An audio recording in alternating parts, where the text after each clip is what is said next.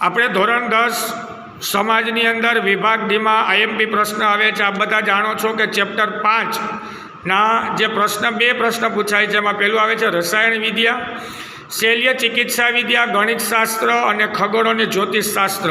આ 4 પ્રશ્નમાંથી કોઈ પણ 2 પ્રશ્ન જે આવી શકે છે. એના પછી આવે છે ચેપ્ટર 10, એની અંદર કૃષિના પ્રકારો ના નામ છે. પછી ડાંગર પાક વિશેની માહિતી છે, તેલબિયા પાક વિશેની માહિતી છે, અને સાથે કૃષિમાં ટેકનિકલ સુધારા અને સંસ્થાકીય સુધારા પણ આપણે ખાસ જોવાના છે.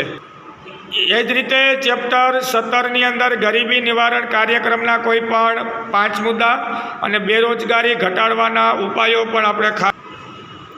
21મા પાઠની અંદર વૃદ્ધો અને નિસહાય લોકોને મળતી સહાય એ પ્રશ્ન અને સાથે દિવ્યાંગોને મળતી વિશિષ્ટ સવલતો એ પ્રશ્ન પણ આઈએમપી પૂછાઈ શકે છે.